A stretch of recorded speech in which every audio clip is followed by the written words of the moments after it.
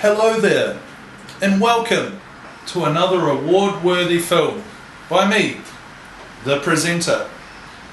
Today, we're going to talk about vector graphics. How do you make them? How do you export them? How do you take them into another program to make sure that they work properly and look on point?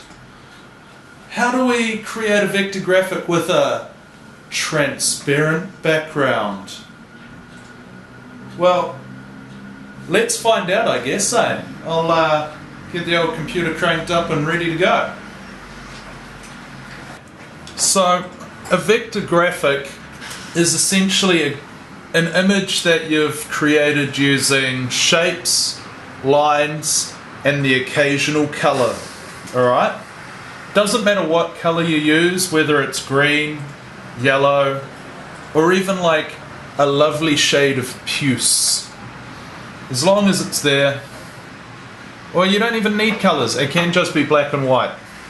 Anyway, I've gone into a weird color place, so what I'm going to be using to make my vector graphic is Microsoft Paint. You can also make vector graphics on, some word processing applications such as Word, but I think for this I'm going to use Paint just because I quite liked playing with Microsoft Paint as a kid, and I'm pretty excited to get back into it. So Microsoft Paint is fairly easy to use. We've got the select tool, which you can use to select stuff. So different areas in your canvas. This whole area is the canvas. We can use a pencil tool, a fill with color tool, text, so you can actually type in some words if you wanted to. But for a vector graphic, we're probably not going to be doing that. We've got our eraser, and that works just like a proper eraser that you'd be able to hold in your hand. You just use it to erase stuff, so that's pretty cool. You've got the color picker, so you can use this to pick a color that you want if you can't create it in your color creator or color chooser bit. And we've got a magnifier, so that obviously magnifies a portion of the image that you want to do or have a look at. We've got a range of brushes that we can select from. So calligraphy, spray paint looking airbrush.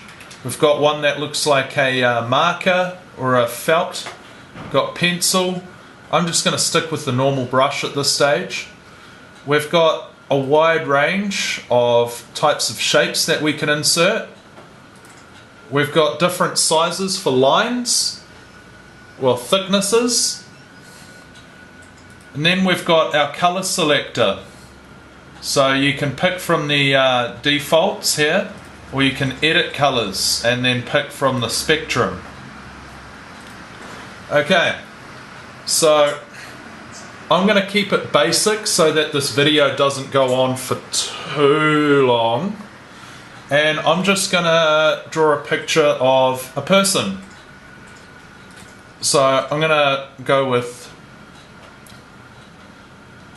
an oval head because a lot of heads are sort of roundish or ovals. So we've got that there. I'll use like a rectangle for the body. And then I'll use some lines for the arms. And I might give them some real thick arms, eh? Yeah, look at that. So I've changed the thickness there.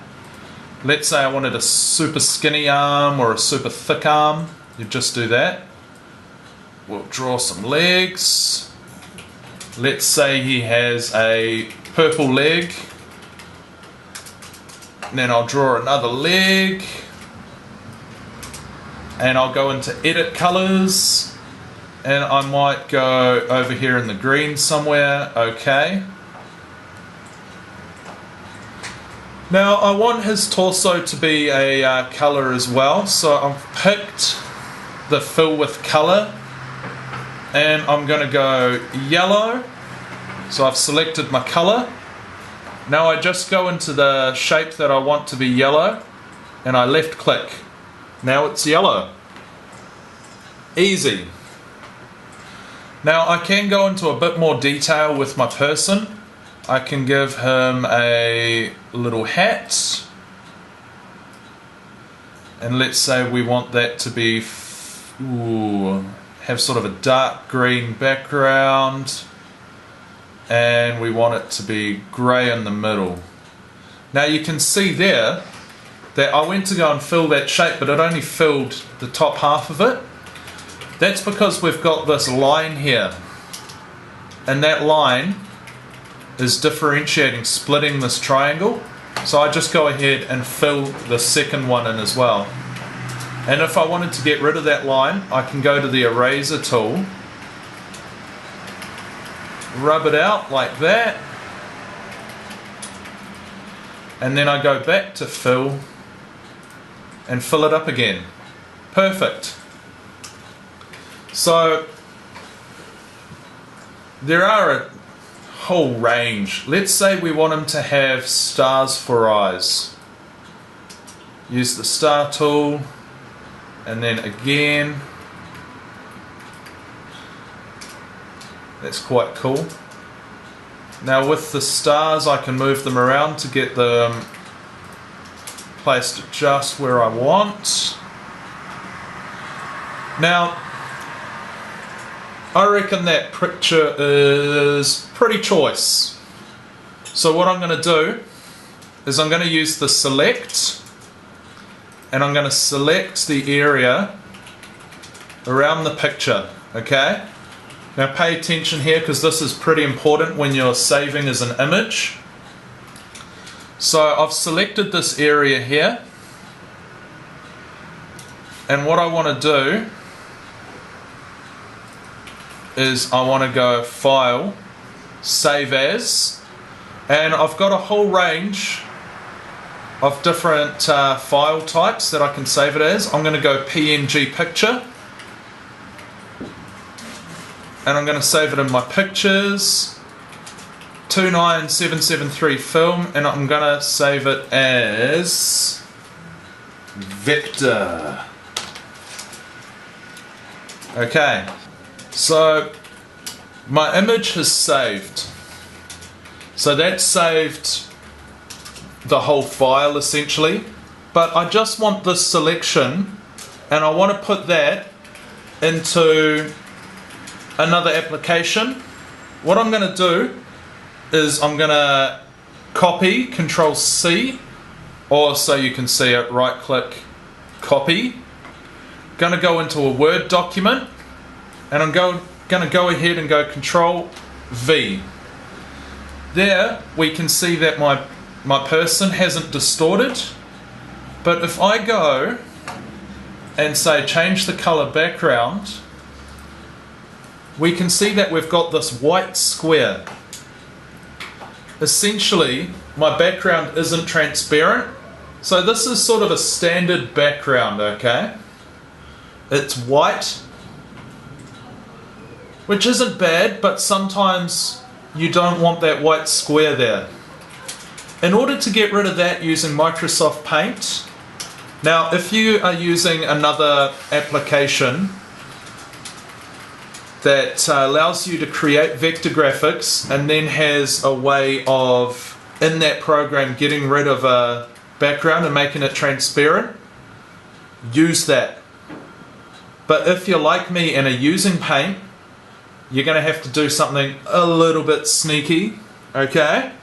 So what we do is in Microsoft Paint, we copy the image, okay, copy, and what we want to do is we want to open up Microsoft PowerPoint, okay, just a blank presentation. Now you're going to go and paste your picture in there, Control V. You're going to go Picture Tools and Format, right, you're going to go color, and you're going to go all the way down to set transparent color. Okay, you select it, and now you've got this new sort of cursor here. What you want to do is you want to left click on the white area on the outside. So we can see that it's done something there. But what I'm going to do is I'm going to go ahead and go Control C, and I'm going to bang that into my Word document, and I'm going to go Control V. Now we can see that all of the white is now transparent. That's awesome. That's how you create a transparent background after you've created your vector graphic using Microsoft Paint and Microsoft PowerPoint. And then what we can do is we can just go right click, save as picture, and we can save it as transparent background vector. Sussed. And that's it, guys. Vector graphics are as easy as that. Obviously, for the vector graphics that you want to create in your workbook and your assessment, you'll want to spend a little bit more time, get them a little bit more detailed, and just try your best, essentially. I made a pretty quick and rough vector graphic just to keep the video short, and just to show you the different tools that you can use. Obviously, if you wanted to, you could use the pencil tool to do some drawing. Made a nice spiral there. Change the size of the pen. Change the color of the pen. A lot of stuff you can do with the pen there. We can rotate the entire graphic. Gotta find him. I think he'll be down here somewhere. There he is. So what that did was it didn't just rotate him, it rotated my whole canvas. And that's because I hadn't selected the area that I wanted to rotate. We can resize the graphic or the entire workspace by going into resize and then just playing with the numbers here.